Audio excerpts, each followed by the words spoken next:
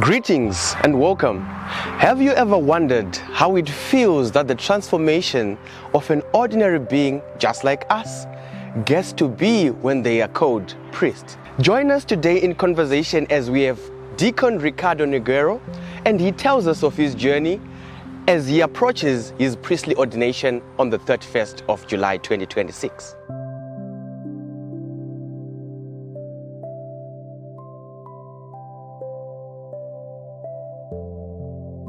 Deacon Ricardo. Hi Menashe. Greetings. How are you doing? We're happy to have you here. Thank you. Now, tell us, how do you feel that the 31st of July is upon us and that the ordination day is finally here? Yeah, I feel quite at peace at the moment. I don't have too much anxiety. People have been asking me, oh, how are you feeling? Are you a bit anxious? You know, what's going through your mind?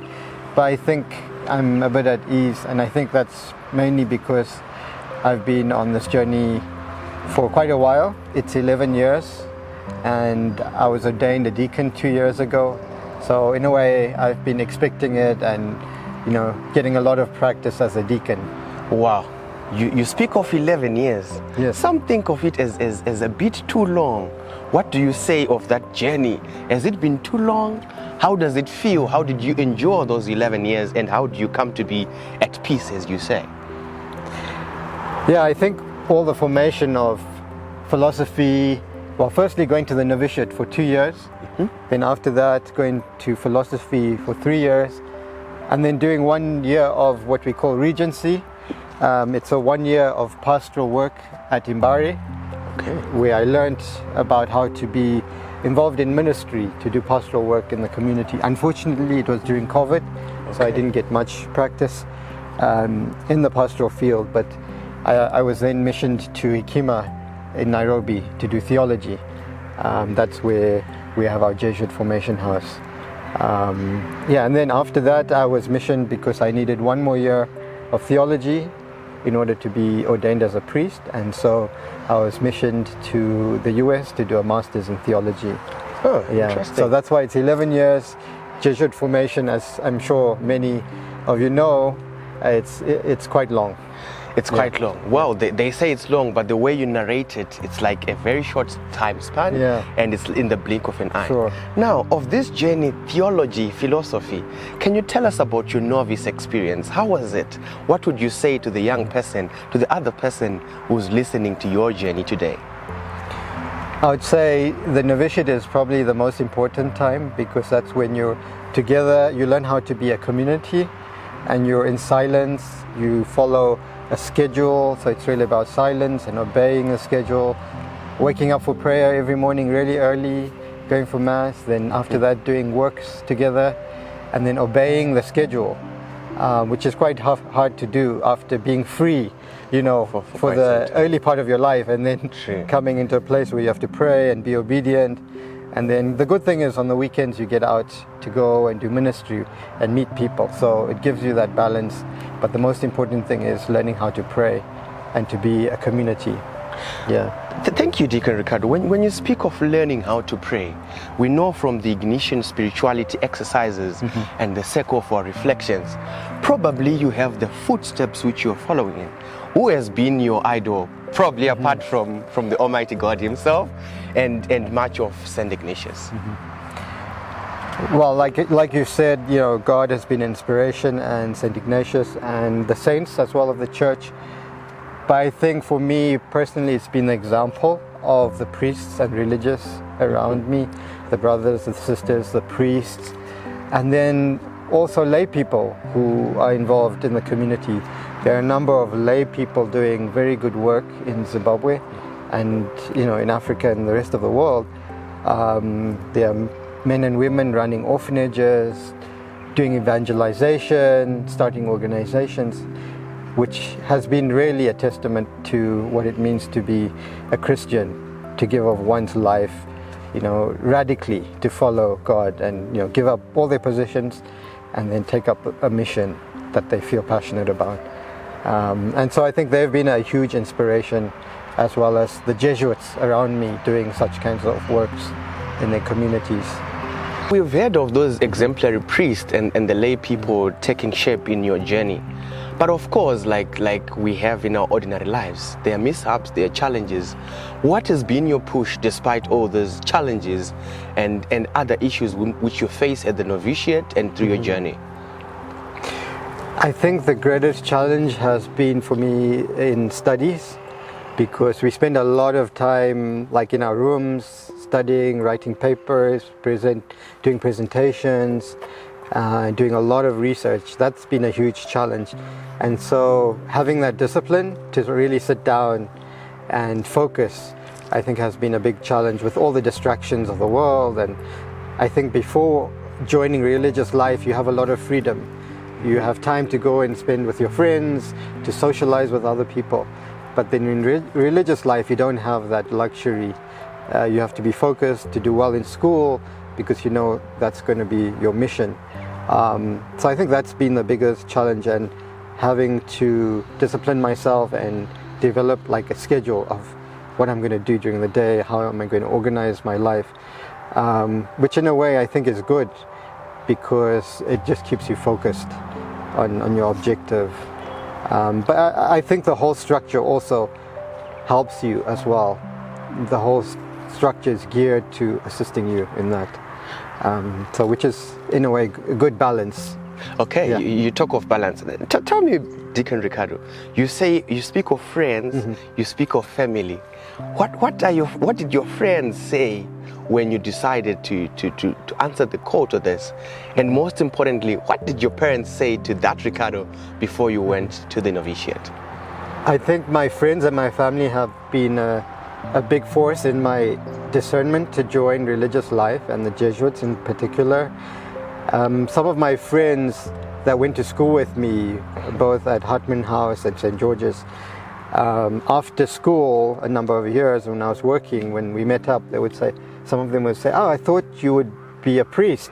You know, I mean, that was like they for could me, see it already. I don't know. I didn't see it myself, because I thought maybe I would get married. You know, and so that was a big, part of me. Like I was thinking, oh, I would settle down, get married. And then my friends were saying, "Oh, we thought you might be a priest," and I never really considered it that way. Maybe, I had been already involved in religious practice, and people had seen that and thought, okay, this guy might decide, or he has that kind of persona, but it never clicked in my mind. And then, when it comes to my parents, my dad was like, I think he's kind of moving towards social services in his mind. All right. So when I asked him the question, he had that reaction that, okay, I thought you were going to in this direction, into social services, because my initial degree was finance. All right. So I had switched from finance, and now I was doing voluntary work and working for an NGO. So that was my dad's reaction. So he was quite okay with it.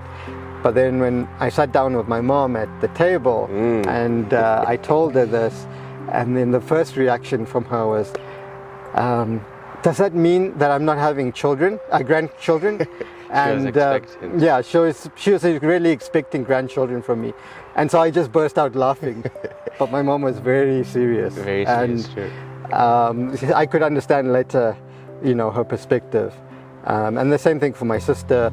When she came to visit, she sat me down for a number of hours, and you're like, "What are you doing? Why are you doing this?" That kind of thing.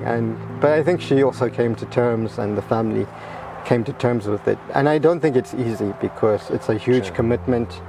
I'm the firstborn in the family. There are only two of us, myself and my sister in the family. Okay. So I'm sure there are natural concerns in the family about going into this life, and the fact that you're going to be away from the family for so long. But I think one of the pushes was that question from my friends, like, have you ever thought about being a priest? Or we thought you might be joining religious life, or you might want to be a priest. They could see the calling in you. So before something like that. Yeah. But besides that, it's been a lot of other experiences. Like, you want to learn more about religious life, and so you're going to ask someone, you speak to someone, and someone directs you, like a priest. I went to see Father Membere at the cathedral, the Vicar General. I asked him for spiritual direction, and the first thing he said off the top of his mind was, "Go and see the Jesuits, they do spiritual direction." So in a way, I think God directs you through people, and that's been my experience. of God and in my own vocation journey to religious life. Thank you, Deacon Ricardo. You mentioned something of discernment and the spiritual direction. Now that your ordination is coming through, you also spoke of the mission and how the Jesuits are passionate about making an impact in the community. What do you have as your next mission? What do you have in store, considering the current economic conditions, considering the political sphere, and what are you going to bring to the mission in order to go forward? Yeah, it's always been my passion to work in the pastoral area, and especially since in my studies I haven't had much pastoral experience, as I mentioned earlier. During my regency. It was 1 year and it was COVID, and we were mainly inside, so I didn't get to do much pastoral work in Mbari. So in our discussions with me and the provincial, because the provincial is the one who missions you, and this was last October, he asked me if I would take up this mission, which would be here at Our Lady of the Wayside, to be the parish priest.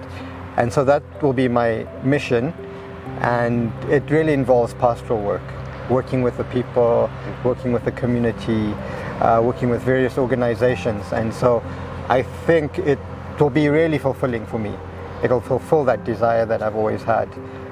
Because like I've said before, studies are very involved, quite intense, and so you don't get to stay in one place for a long time, and I think this will be a fairly long mission, which will help me to be integrated in the community and to give me that exposure and how I can learn from everyone, because the people like in this church, in this parish, do so much in the community. They lead various groups, the cheetahs, the zones, the sections. So it's amazing what people do here, and I just want to learn so much from them and from the priests like Father Clyde and Father Piri. Absolutely. Well, you mentioned Our Lady of the Wayside. We know very much that you were once a youth at the parish. Probably what is also your mission in line with the youth and empowering them in light of the recent troubles and hardships? Yeah, I feel very passionately that the youth need to be empowered, and always in the back of my mind is how can we create an environment or projects that the youth can take hold of. Like, can we train them in a skill? Can we set up something that will empower the youth to then take it forward on their own and develop a business or some kind of sustaining model that will empower the community? I think in the past and even now we are very focused on giving in charity, giving things to people, which is good, but it doesn't teach someone how to fish.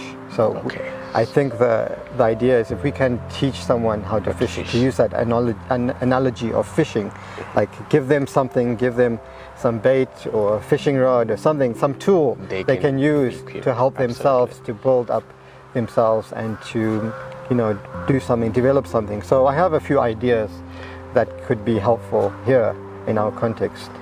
Happy to hear those and happy to be exploring them. Probably one last thing also pertaining to the youth, there is a huge concern in terms of drug and substance abuse. There is also a concern in terms of the spirituality of the youth. Probably you may share one or two ideas in terms of your mission and how you hope to empower them in such actions. Yeah, I think that's a huge problem, and in the recent years it's unfortunate that a lot of drugs are coming into the country, and because of the economic conditions, youth have nowhere to turn, and so they're using the drugs as a coping mechanism to deal with their problems of not finding work, social problems, you know, not being able to go outside of the country for jobs, you know, other reasons as well. And I think that a lot of it deals with maybe past trauma or abuse or something that's happened in the family or society that's also affecting the person. And so my approach would be to somehow offer some kind of service like pastoral counseling or spiritual direction as a way to understand what a youth might be facing. So give them that opportunity to come and speak to any one of us. And we do have a pastoral team, both priests and religious and lay people that reach out to people. So But I think the emphasis would be to focus more on the youth and give them a space to come and talk about the issues, or to create a group, like a youth group, where they can come and share their experiences in a confidential environment. And as peers, like their own peers, they could encourage each other. Also have excursions for them to go to places to relax, to socialize, to get to know each other. Yeah, absolutely. I think and the also, youth. most importantly, to pray. The youth will be looking forward to these and many more, as you say. Absolutely. Yeah. Thank you, Deacon Ricardo, for your time. What do you have to say to our viewers? A word of thank you, a word of encouragement, as we are approaching the priestly ordination on the 31st of July. Yeah, to the viewers, I would just like to say thank you very much for all the support and prayers. I'm most thankful to the Society of Jesus and the province of Southern Africa for all the formation, all the training. There's been a lot of resources. If you think of 11 years of going to different countries, studying philosophy, theology, and all the resources that have been put into my formation, I'm just so grateful to the province and to God's inspiration in helping me to discern to be a Jesuit and a religious. And I just ask for your continued prayers and support at this time, and especially after ordination, because I think that would be the most taxing time, getting involved in full-time ministry. So yeah, I ask for your prayers, and I will also be praying for all of you, each one of you, in your mission as Christians and spreading the word of God to others.